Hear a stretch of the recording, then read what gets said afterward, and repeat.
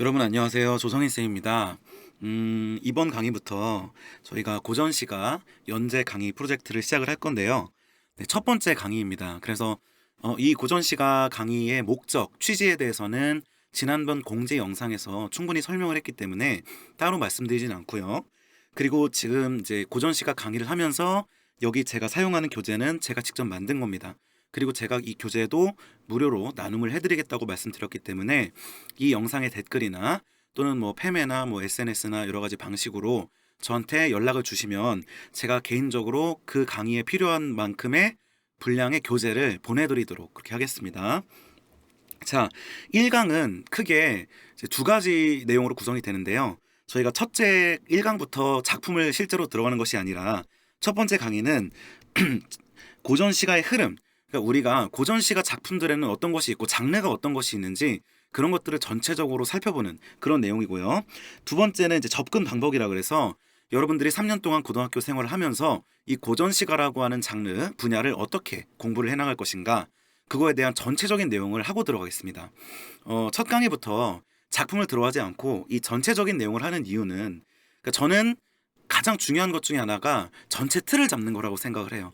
저는 개인적으로 시험 공부를 시작할 때, 내가 이제부터 오늘부터 내신 공부를 시작해야 되겠어 라고 마음을 먹으면 그때부터 목차를 정리를 일단 해요. 그러니까 한국사를 예를 들면 이번 시험 범위가 어느 나라의 어디부터 어느 나라의 무슨 내용인지까지를 먼저 전체 파악을 하는 거죠. 제가 국어 내신 수업을 할 때도 학생들한테 이번 시험 범위에 니들 시가 몇 개, 소설이 몇 개, 소단원이 몇 개 포함되어 있어 라는 걸 강조를 처음에 하거든요. 전체적인 분량을 알아야지만이 현재 내가 어디에 있고 얼만큼 준비가 되었는가를 파악을 할 수가 있어요. 그렇기 때문에 이 첫째 시간에는 고전 시가의 전체적인 그런 접근에 대한 그런 얘기를 하겠습니다. 자, 일단 고전 시가의 여러 가지 갈래들을 이제 얘기를 하기 전에 가장 먼저 여러분한테 하고 싶은 얘기는 고전 시가라는 것이 무엇인가 하는 정의를 먼저 얘기하고 싶어요. 항상 수학 같은 것도 정의가 중요하니까. 자, 고전 시가는 저는 어떻게 정의를 할 거냐면 이 고전 시가라는 단어를 이루는 세 가지 단어들을 각각 쪼개서 정의를 한 다음에 전체를 조합해서 고전 시가가 무엇인지를 말씀을 드리도록 하겠습니다.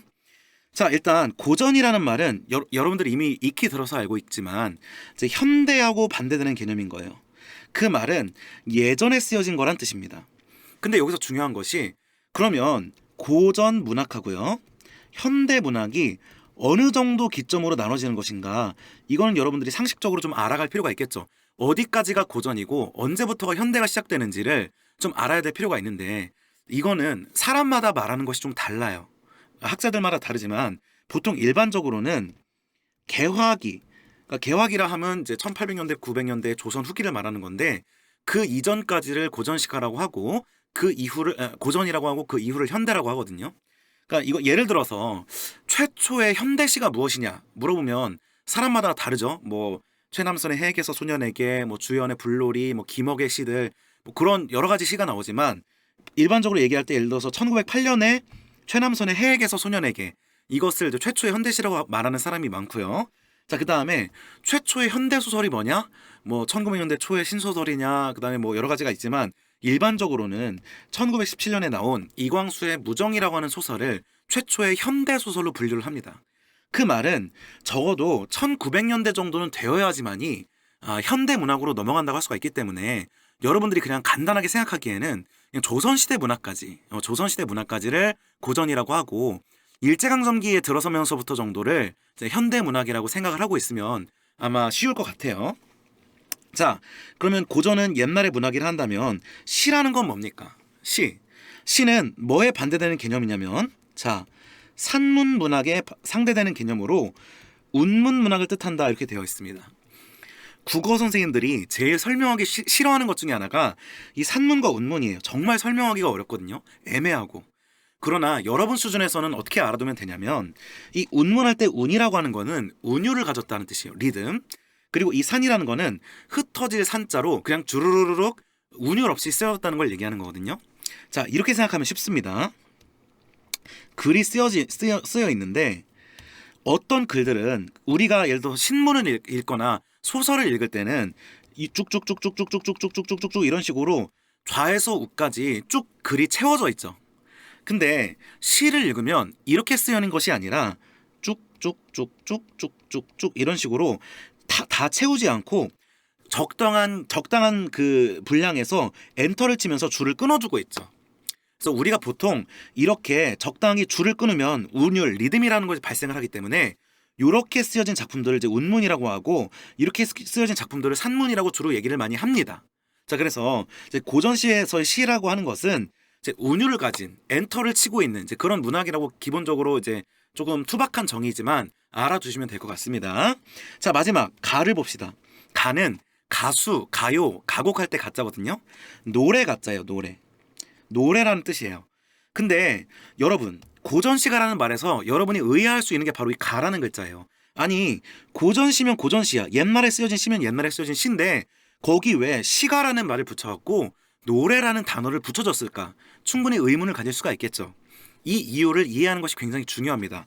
이 가라고 하는 것을 이해하는 것이 굉장히 중요한데요. 여러분, 2019년을 살아가는 우리들에게는, 현대인들에게는 시와 노래는 서로 다른 거예요.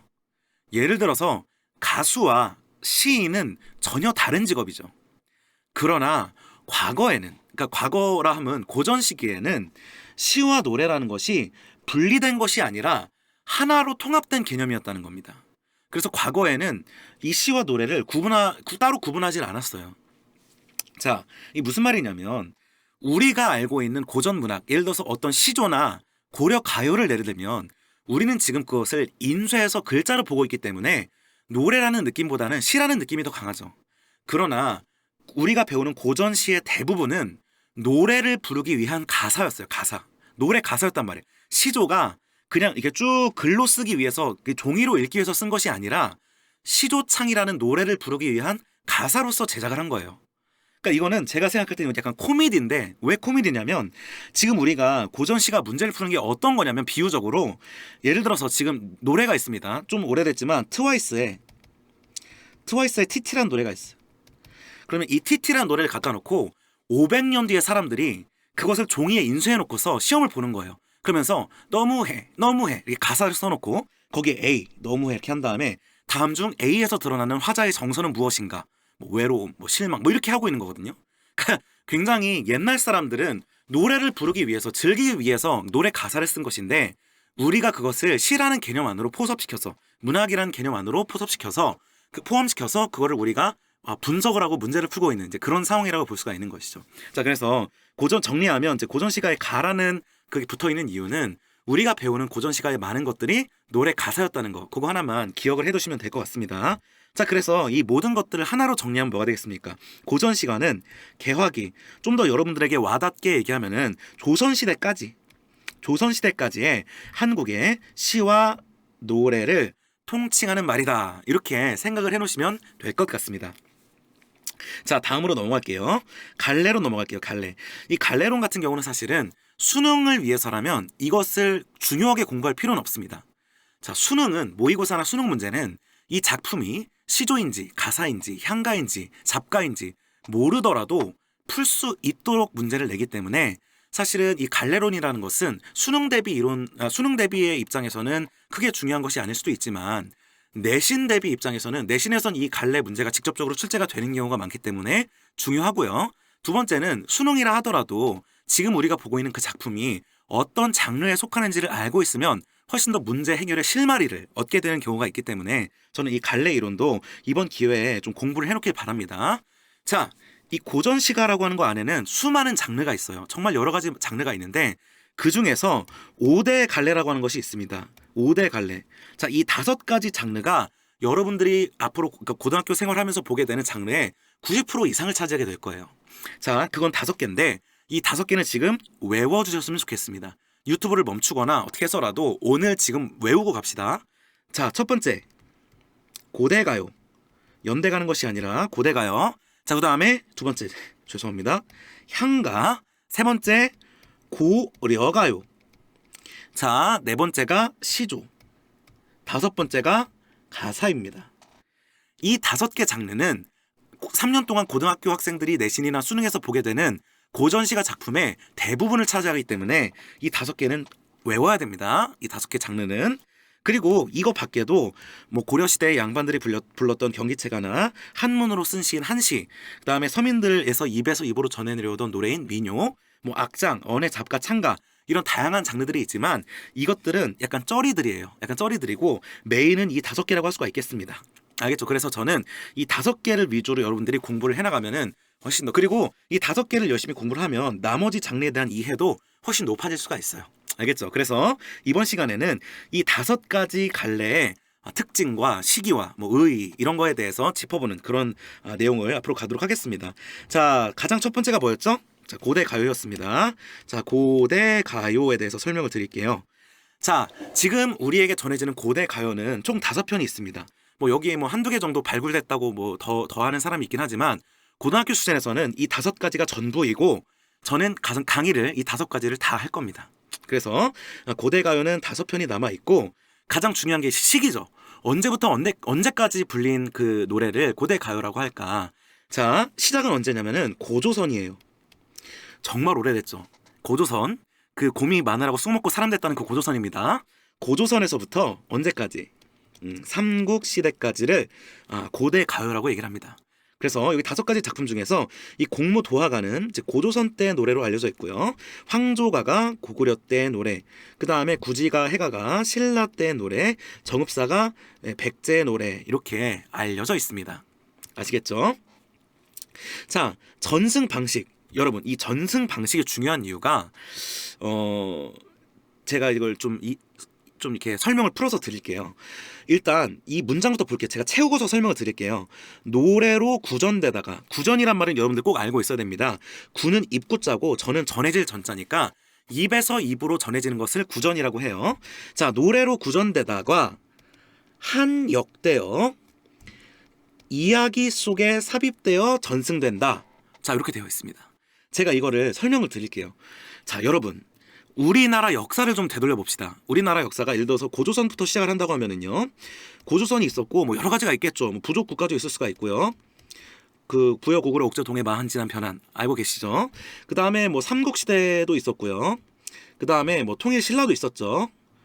그 다음에 또 뭐 후삼국 이런 거 넘어가고 뭐 고려 시대도 있었을 거고 조선 시대도 있었고요. 그 다음에 일제강점기도 있었죠. 일단 제가 아까 말씀드린 게 어디까지가 고전 문학이라고 했어요? 여기까지가 고전 문학이고요. 그 다음에 이제 일제강점기부터 현대 문학으로 우리가 들어간다고 얘기를 했었죠. 그러면 내가 여러분들한테 얘기하고 싶은 게 있어요. 그게 뭐냐면, 자, 조선시대에 세종대왕님이 뭘 창작했습니까? 한글을 창작을 했죠. 훈민정음을. 그러면 이 킹갓 제너럴 엠퍼럴 세종님께서 등장하시기 전까지는 우리말을 기록할 글자가 없었다는 얘기죠. 자, 그럼 이렇게 말하면 여러분들 끄덕끄덕해요. 그래, 그 전까지는 우리말을 기록할 수 있는 문자가 없었어. 이렇게까지 제가 얘기를 한 다음에 학생들한테 다시 물어봐요. 얘들아, 그러면 고려시대 사람들은 어느 나라 말을 썼니? 신라시대 사람들은 어느 나라 말을 썼니?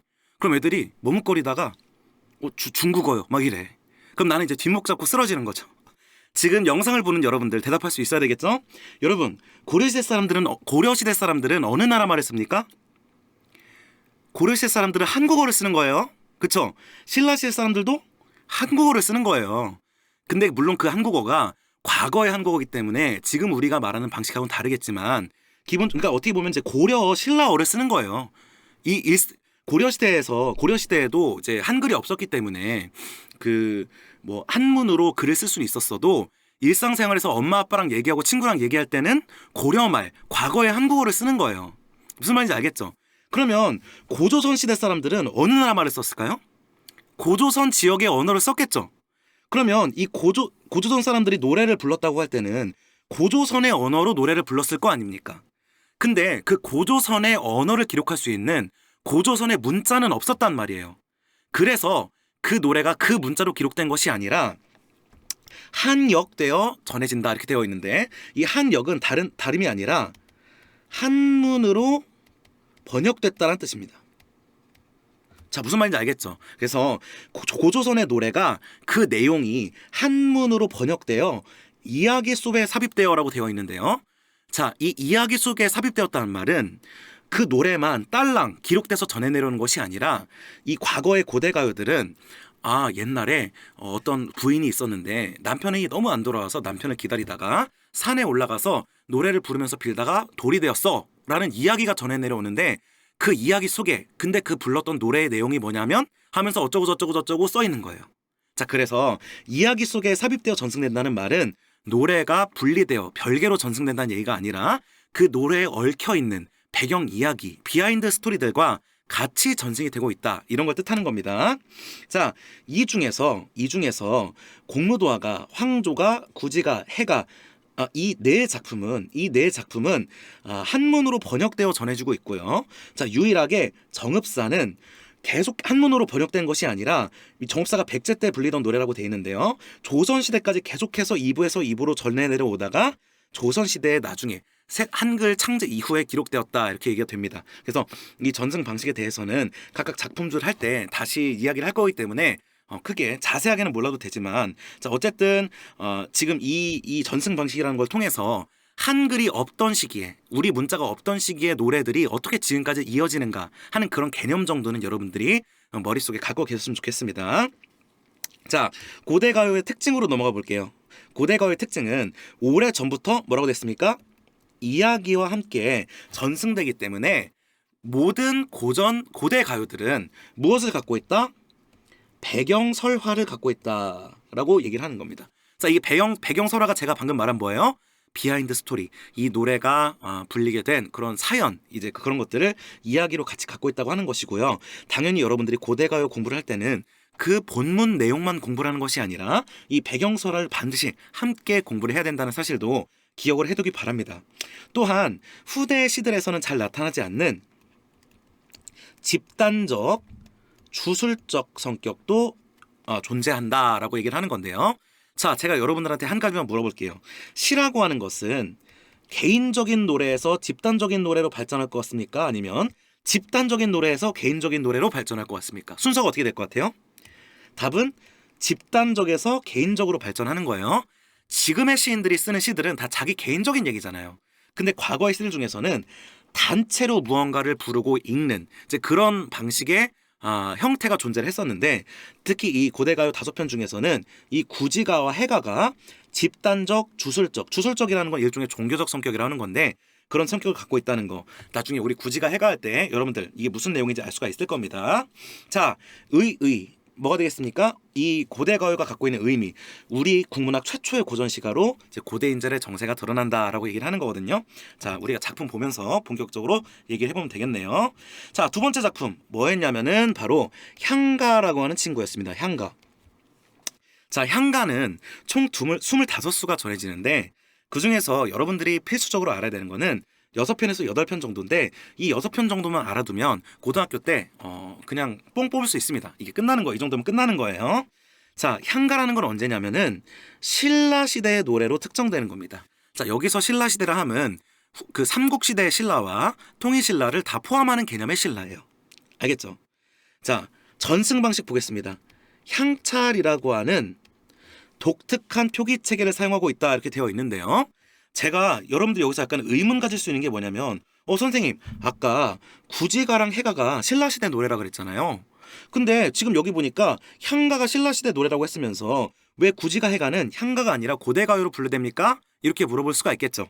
근데 여기서 이 향가의 중요한 특징 중에 하나가 바로 이 향찰이라고 하는 독특한 표기법으로 기록된 신라시대 문학을 향가라고 얘기를 하거든요. 제가 이 향찰이 어떻게 기록이 되는 것인가에 대해서 강의를 하나 따로 열어서 하나의 강의를 향찰 표기에 투자를 할 거예요. 그래서 여기서는 향찰을 자세하게는 다루지 않고 개념만 다루고 가도록 하겠습니다. 자, 이 향찰이라고 하는 건 뭐냐면 한자를 빌려서 신라시대의 언어를 표기하는 방식을 말해요. 자, 이 한자를 빌린다는 개념이 여러분들이 좀 이해를 해야 될 필요가 있는데, 신라시대의 노래는 신라의 언어로 불렀겠죠. 근데 그 신라어를 기록할 수 있는 신라 글자가 없었기 때문에 다른 나라 글자를 빌려서 표기를 했는데, 그때 이제 아는 글자가 이제 한자였기 때문에 한자를 빌렸거든요. 이 빌린다는 말은 뭐냐면, 자, 지금 제 눈앞에 고구마가 하나 있어요. 제가 저녁으로 먹으려고 지금 고구마를 하나 사놨거든요. 근데 이 고구마라는 이 말이, 고구마라는 말은 있지만 이거를 기록할 수 있는 한글이 없다면 이 고구마라고 하는 글씨를 쓸 수가 없겠죠. 그러면 다른 나라 말을 빌려 쓸 수가 있는데 예를 들어서 내가 영어를 알고 있어요. 알파벳을 알아. 그러면 이 고구마란 말을 예를 들어서 이렇게 썼어요. 고구마라는 한국어를 이 영어로 빌려서 글씨를 쓸 수가 있겠죠. 이런 것처럼 한자로 예를 들어서 옛 고자에 아홉 구자에 말맞자 이렇게 쓰는 거예요. 이거를 갖다가 옛날에 아홉 마리 말이 있었다 이런 식으로 해석하면 절대 안 되겠죠. 이거는 한자의 뜻하고는 관계가 없이 그냥 음을 빌려와서 고구마라고 하는 한국어를 표기한 거죠. 바로 이렇게 표기하는 방식이 바로 한자를 이제 빌렸다는 개념인 겁니다. 그래서 자세한 내용은 이제 향찰이라고 하는 강의를 제가 따로 이제 중간에 할 거니까 거기서 여러분들이 이제 파악을 하면 될 거예요. 향가의 특징으로 가보도록 하겠습니다. 향가 역시 오래전의 그 노래이기 때문에 배경 설화를 갖고 있는 경우가 많다. 그래서 이 향가 역시 배경 설화를 같이 공부하는 것이 필수적이라고 할 수가 있겠고요. 주로 향가는 누가 창작했느냐? 여러분들 화랑 알죠? 화랑, 그 다음에 승려 이런 사람들, 이런 계층이 주로 향가의 창작 계층이 되었다라고 얘기를 할 수가 있겠습니다. 향가의 의미 봅시다. 최초의 정형화된 서정시로 이렇게 되어 있네요. 자, 이 정형화라는 말은 정형시라는 말을 여러분들이 이미 알고 있어야 되는 겁니다. 자, 이 정형시라는 말은 형태가 정해져 있는 시 이런 뜻이에요. 자, 형태가 정해져 있다는 거는 규칙적이라는 뜻입니다. 누가 쓰든지 작가에 상관없이 시의 형식이 일정하다는 걸 뜻해요. 대표적으로 뭘 들 수 있냐면 우리가 나중에 배울 시조를 들 수가 있어요. 여러분 시조를 지금까지 많이 봤을지 모르겠지만 시조는 누가 쓰더라도 글자 수와 형태가 비슷하게 이루어져 있어요. 그게 바로 정형시인데 이 향가가 정형시인 이유는 형태가 일정해요. 4줄짜리, 8줄짜리, 10줄짜리 모든 이 25수의 향가는 이 셋 중에 하나로 귀결이 됩니다. 이거를 나중에 이제 4구체, 8구체, 10구체라고 할 건데 이 각각의 줄수와 그 내용 구성이 어느 정도 일정한 그런 모습을 보이고 있기 때문에 정형시라고 분류를 보통 하고요. 고대 한국어, 특히 이제 신라어의 연구 자료가 된다는 거. 왜요? 이거는 우리가 아까 말한 고조선의 노래는 고조선어에 대한 연구를 할 수 있는 자료가 안 돼요. 왜냐하면 한문으로 번역되었기 때문에. 그런데 이 향가는 뭐냐면 신라어 자체를 한자를 빌려서 기록했기 때문에 이 신라시대의 언어가 어땠는지를 보여줄 수 있는 그런 어떤 신라시대의 그림자가 남아있다는 거고요.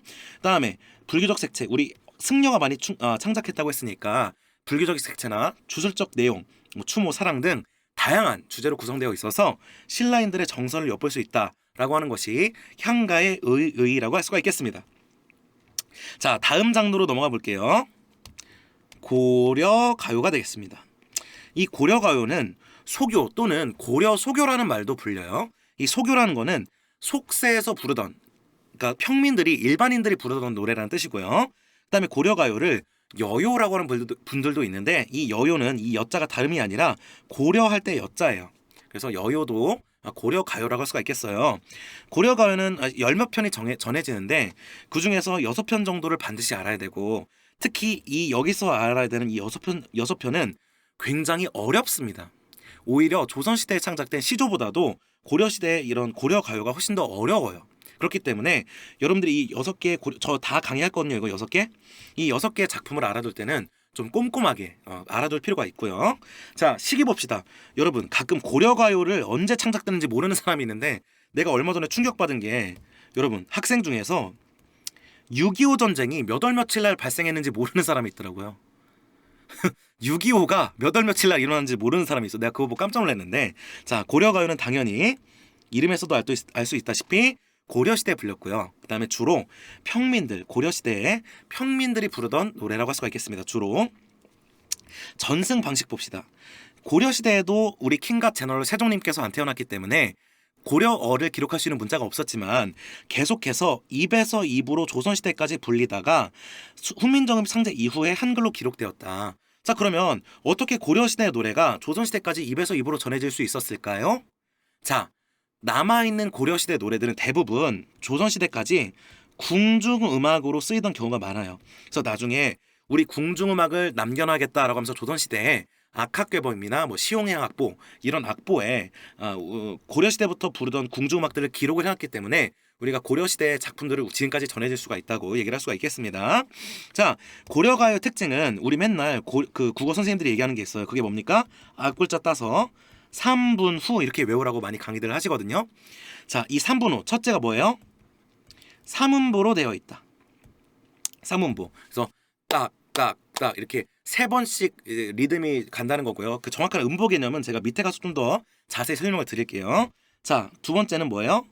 분연체로 이루어져 있다 이렇게 되어 있는 건데, 분연체는 뭐냐면요, 연이 분리되어 있다 이런 뜻이에요. 여러분, 행과 연의 개념은 이미 중학교 때부터 들어서 알겠지만, 어떤 시들은 쭉쭉쭉쭉쭉쭉쭉쭉쭉쭉쭉쭉 이런 식으로 줄을 띄지 않고 이게 쭉쭉쭉쭉 그냥 이어진 시가 있어요. 근데 어떤 시들은 시를 쓸 때 쭉쭉쭉쭉쭉쭉쭉쭉쭉쭉쭉 이렇게 사이사이에 빈 줄을 띄어가면서 쓴 시가 있죠. 자, A가 있고 B가 있으면 A, B 중에 어느 게 분연체입니까? 연이 분리되어 있는 거니까 B와 같은 작품의 형태를 뭐라고 해요? 분연체라고 얘기를 하는 겁니다. 아시겠죠? 자, 그 다음에 후렴구의 발달 이렇게 되어 있는데요. 이 후렴구는 뭐냐면, 자, 이렇게 연이 띄어져 있다고 할 때 각 연이 끝날 때마다, 각 연이 끝나는 부분에서 공통적으로 고정적으로 들어가는 내용이 있는데, 그것을 바로 후렴구라고 해요. 여러분들이 이미 알고 있는 후렴구가 있는데, 그게 뭐냐면 애국가에서 말이죠, 1절, 2절, 3절, 4절이 있죠. 그리고 내용이 달라요. 뭐예요? 동해물과 백두산이, 그 다음에 남산위의 조소나무, 뭐 가을 하늘 공활한데, 이렇게 각 절의 내용이 다르죠. 근데 각 절이 끝날 때마다 매번 공통적으로 부르는 게 있어요. 그게 뭡니까? 무궁화 삼천리 화려광산 대한사람 대한으로 길이 보전하세. 이런 식으로 그 절이 끝날 때마다 매 절에 공통적으로 오는 그런 요소를 이제 후렴구라고 얘기를 하는 겁니다. 아시겠죠?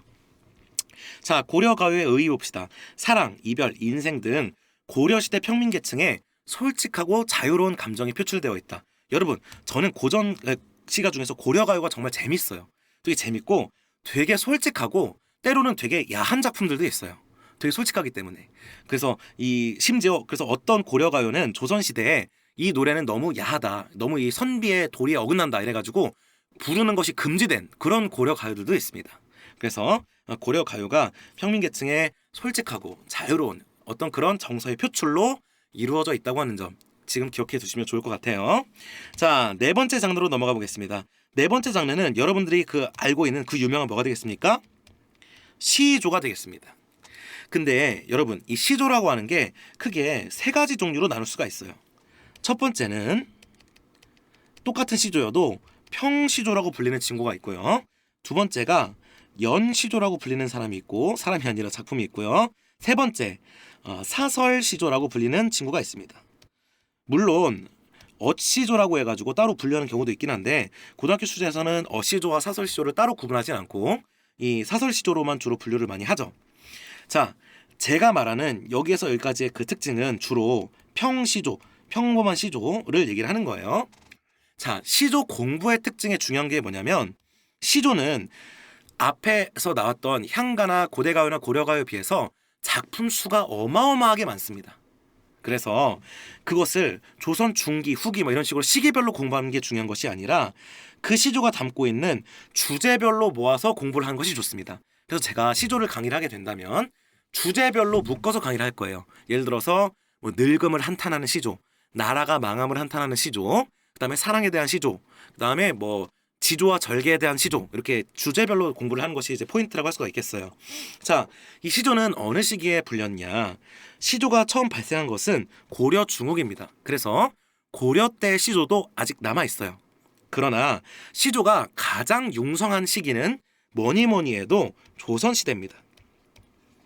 시조는 조선 시대 양반 한글 문학을 가장 대표하는 가장 작품 수가 많은 이제 그런 문학 중에 하나라고 볼 수가 있겠고, 이 시조는 심지어 현대까지 이르러서 지금도 여러분들 시조 작가 있는 거 알고 있습니까? 여러분, 신춘문예라고 각 신문사 뭐 조선일보, 동아일보, 문화일보 뭐 이런 데서 새해가 되면 새로운 신인 작가들을 발굴하기 위해서 대회를 여는데요. 그 분야 중에 시, 소설 작가들을 뽑는 것도 있지만 희곡 이런 것도 있지만 아직도 시조 작가들을 선출을 하고 있어요. 그래서 시조가 현대까지도 이어지는 그런 우리 한반도 역사상 가장 융성했던 문학 장르 중에 하나라는 거 알고 있으면 될 것 같습니다. 자, 시조의 특징은 바로 형식인데요. 시조는 정형시입니다. 형태가 정해져 있고 한글로 창작이 되어 있는데요. 시조는 3장 형식으로 이루어져 있습니다. 이 3장 형식이라 함은 다른 말이 아니라 세 줄로 이루어져 있다는 거예요. 글로 썼을 때 세 줄로 이루어져 있다. 그래서 요렇게 세 줄로 이루어져 있는데, 자, 이 중에서 첫째 줄을 뭐라고 하냐면 초장이라고 하고요. 그 다음에 둘째 줄을 뭐라고 하냐면 중장이라고 하고요. 셋째 줄을 종장이라는 말을 씁니다.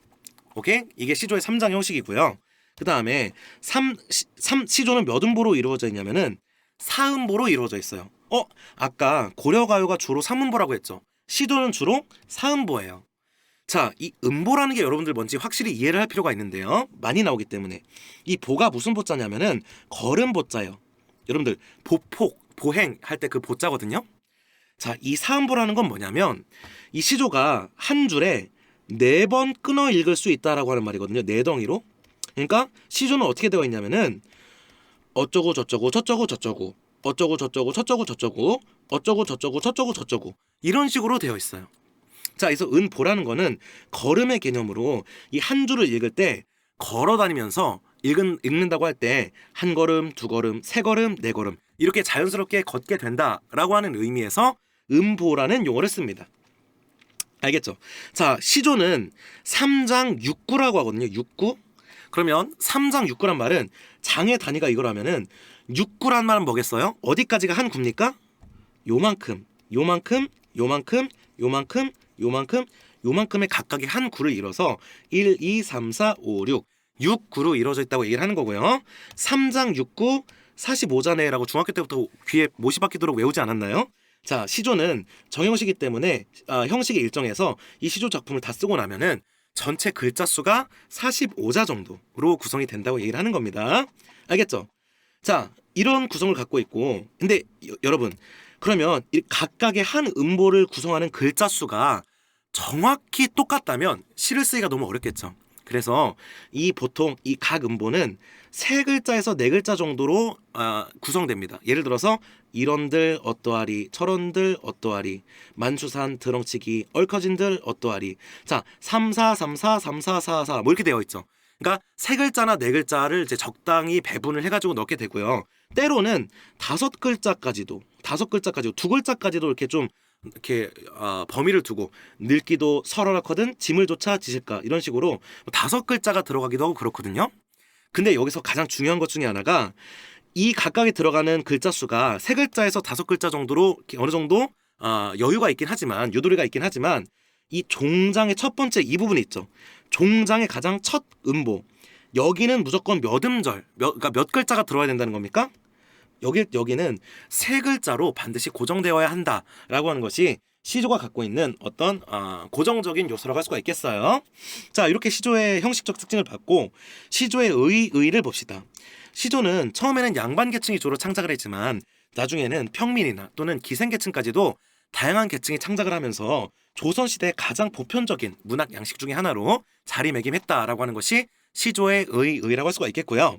제가 아까 시조에는 평시조만 있는 것이 아니라 연시조랑 사설시조도 있다고 얘기했었죠. 간단하게만 설명드릴게요. 일단 연시조라는 개념은 뭐냐면 평시조를 여러 개 이어 쓰는 거예요. 이게 무슨 말이냐면, 여러분, 시조는 3줄짜리죠. 3줄짜리. 근데 우리 엄마 아빠한테 진지톡 보낼 때도 가끔 3줄 넘게 쓸 때가 있는데, 우리가 하고 싶은 말을 3줄에 다 쓰기에는 너무 3줄이 짧을 수가 있죠. 그렇기 때문에 이 3줄을 이렇게 쓰고 해가지고 이 3줄을 계속 이어나가는 그런 형식의 길게 늘어진 그런 시조가 있는데요. 그걸 뭐라고 하냐면 이제 연시조라고 얘기를 하는 겁니다. 자, 또한 사설시조라는 게 있는데요. 이 사설시조는 주로 이제 조선 후기에 발달한 평민들의 시조인데요. 평민들의 시조인데, 이 조선 후기의 사설시조는 굉장히 특이한 형태를 갖고 있습니다. 이건 뭐냐면, 자, 연시조는 3줄짜리가 여러 번 반복되는 거죠. 근데 사설시조는 3줄짜리예요. 기본적으로 3줄짜리인데 이 3줄 중에 일부가 길어지는 거예요. 자, 3줄이 초장, 중장, 종장이라 한다면 이 중에서 주로 초장, 중장, 종장 중에서 뭐가 길어집니까? 바로 이 중장이 주로 길어져요. 그래서 사설시조는 어떤 형태를 갖고 있냐면 어쩌고 저쩌고 저쩌고 저쩌고 어쩌고 저쩌고 저쩌고 저쩌고 저쩌고 저쩌고 저쩌고 저쩌고 저쩌고 저쩌고 저쩌고 저쩌고 저쩌고 저쩌고 저쩌고 어쩌고 저쩌고 어쩌고 저쩌고 저쩌고 저쩌고, 여기는 3글자여야 되겠죠? 이런 식으로 형식이 구성된 게 바로 사설시조입니다. 나중에 이제 하다 보면 그 사절시조 배울 때 훨씬 더 와닿게 여러분들이 이해할 수 있을 것이고, 시조 일부분 주로 중장이 길어져서 중장이 산문적인 성격을 갖게 된다. 아까 운문산문 얘기할 때 산문이라는 게 짧게 짧게 쓰는 게 아니라 길게 주르륵 쓰는 걸 산문이라고 한댔죠. 그래서 이 부분에서 산문적인 성격을 갖게 됐다, 이렇게 얘기를 많이 하죠. 자, 이렇게 시조를 알아봤고 마지막 가십시다. 마지막 갈래는 바로 가사라고 하는 갈래가 되겠네요.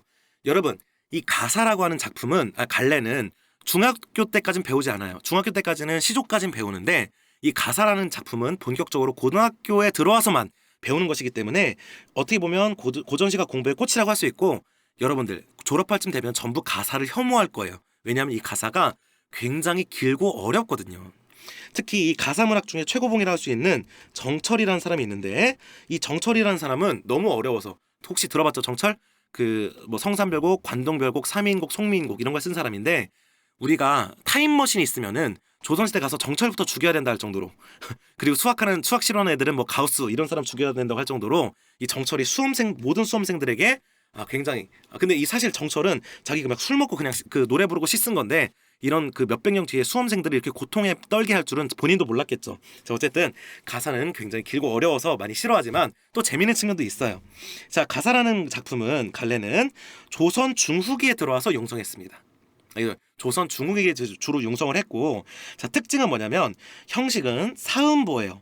아까 시조가 사음보라 그랬죠. 그래서 시조와 가사의 공통점이 사음보기 때문에 시조 작품이 딱 있어요, 이렇게. 그리고 가사 작품이 쭉쭉쭉쭉 있어요. 이 중에서 한 줄을 딱 떼어가지고 이 둘을 비교하면 뭐가 시조고 뭐가 가사인지 구분할 수가 없습니다. 왜냐하면 둘 다 한 줄이 4번 끊어지는 사음보라는 공통점이 있기 때문에. 근데 그 형식은 사음보의 운문체이라는 것이 이제 시조와의 공통점이지만, 시조와의 차이점은 뭐냐면 바로 작품의 길이입니다. 그 가사는, 시조는 짧은데 반해서 가사는 정말로 길어요. 그 뭐 가사는 20줄이 하나의 작품일 수도 있고 80줄일 수도 있고 몇백 줄, 몇천 줄일 수도 있고 몇만 줄일 수도 있고 심지어 책 몇 권이 하나의 가사일 수도 있습니다. 그 정도로 길기 때문에 가사는 이렇게 사음보로 진행되고 있긴 하지만 동시에 너무너무 길기 때문에 이야기적인, 산문적인, 쭈룩 이야기하는 것 같은 산문적인 성격도 나타나는 이제 그런 문학이라고 할 수가 있겠고요. 그러니까 예를 들어서 이런 거예요. 내가 청나라를 다녀왔는데 그 다녀온 일기 기록을 가사로 쓰는 거예요. 그래서 이 사음보로 가는 이런 거를 계속 길게 막 몇만 줄을 쓰는 거죠. 이제 그런 작품이 가사라고 할 수가 있겠고요. 자, 길이에 제한이 없기 때문에 여러 가지 다양한 정서를 상세히 드러낼 수 있었다라고 얘기가 되어 있습니다. 자, 이렇게 해서 5가지 갈래의 특징을 봤는데, 제일 중요한 건 여러분 이 장르를 아는 게 중요한 게 아니라 정말 각각의 작품을 아는 게 훨씬 중요하기 때문에 사실은 다음 시간부터 이루어질 작품 이론에 훨씬 더 중점을 들면 되고, 지금 여기서까지의 그 갈래 이론은 그냥 지나가는 상식 정도로 지구상에서 제일 편한 자세로 이렇게 들으면 되는 겁니다. 자, 2번째 파트로 넘어가 볼게요.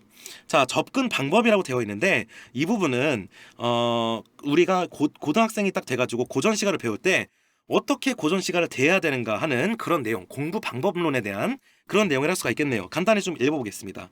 첫째, 여러분 고전 시가를 여러분들이 어려워하는 가장 큰 이유는 해석이 안 돼서요. 왜냐하면 이 고등학교 고전 시가는 한글이 아니라 고어체, 여러분들 막 이런 거 들어봤죠? 이런 거 봤죠? 이런 것들, 이런 고전 표기를 그대로 살려서 문제를 출제하고 있기 때문에 기본적으로 해석을 어려워해요. 근데 여러분 해석이 안 된다고 실망할 필요가 없어요. 왜냐하면 해석이 안 되는 게 너무 당연한 거거든. 오래전의 작품들을 해석시키는 게 너무 어려운 게 당연한 거잖아요. 근데 그렇다고 고전 시가를 두려워할 필요도 없다고 생각해요. 그 이유는 바로 이 4가지가 있는데, 이 4가지는 여러분들이 고전 시가를 좀 더 편하게 대하기 위해서, 멘탈적으로 고전 시가를 좀 더 편하게 만들기 위해서 제가 가져온 겁니다. 첫째는 뭐냐면 고전 시가는 이제 더 이상 쓰이지 않아요. 여러분 고조선시대 작품이 더 이상 창작될 수가 없죠. 그렇기 때문에 이미 널리 알려진 작품들을 열심히 공부해보면 우리가 어느 정도 알고 있는 작품이 출제될 가능성이 높다는 거예요. 그래서 공부할 작품들이 어느 정도 존재한다는 거, 그게 이제 고전 시가의 장점이라 할 수가 있겠고요. 2번째는 뭐냐면 여러분 옛날에는 좀 재미가 없었나 봐. 사는 게, 쓰는 게 다 비슷비슷했어요. 예를 들어서 조선시대의 자연 친화, 자연에 대한 사랑을 노래하는 그 시조나 가사를 한다면 그 안에 들어가는 단어나 내용이나 표현들이 거의 다 비슷비슷해요. 표절이라고 느낄 정도로. 그렇기 때문에 각 시대의 주제나 이런 것들의 패턴을 좀 익혀주면은 그만큼 주제 의식을 예측하기 쉬워. 예를 들어서 유배 문학 같은 것도 내가 유배를 당해서 이 유배에 대한 억울함이나 유배 생활의 어려움을 호소하는 시들은 되게 비슷비슷하게 쓰여 있어요. 그렇기 때문에 고전 그 시간은 이런 주제별로 많은 작품들을 공부하면 처음 보는 거라 하더라도 주제 의식이 너무나 비슷해서 작품 이해에 도움이 될 수 있는 요소가 많이 있다라고 얘기를 할 수 있는 겁니다. 자, 세 번째는 뭐냐면 여러분 본문 해석 자체가 어렵기 때문에 문제 자체 이건 뭐냐면 선택지를 얘기하는 거예요. 이 1, 2, 3 선택지 1, 2, 3, 4, 5번 선택지 자체의 OX 판단 난이도는 현대 문학에 비해서는 오히려 쉬울 수도 있습니다. 그런 경향이 좀 있어요. 알겠죠? 그렇기 때문에 선택지의 난이도가 그렇게 어렵지 않아서 해석만 어느 정도 할 수 있으면 그리고 특히 이 해석이라는 거는 고전시가 여러분들 절대 처음 보는 고전시가를 100% 해석하고 수능 문제 풀 생각하면 안 됩니다. 반만 해석되더라도 반 미만으로 해석되더라도 일부만 해석되더라도 문제를 맞출 수가 있어요. 그래서 여러분들은 그런 어떤 많은 기출문제에 대한 경험과 또 훈련을 통해서 문제를 맞추는 그런 훈련을 하는 것이 훨씬 더 중요하겠죠. 우리가 수험생으로서 이제 공부를 할 때는.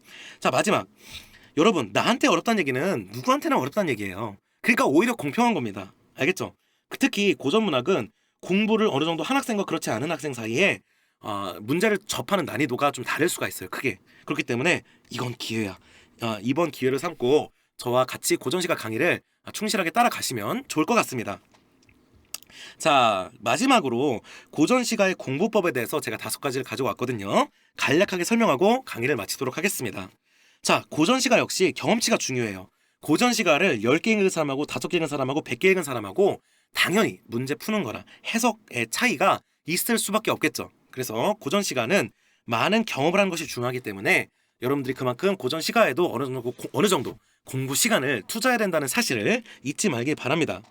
특히 수능이 아니라 내신을 위해서 내신 시험 범위로 고전시가를 공부하는 경우에는 훨씬 더 꼼꼼하게 공부할 필요가 있습니다.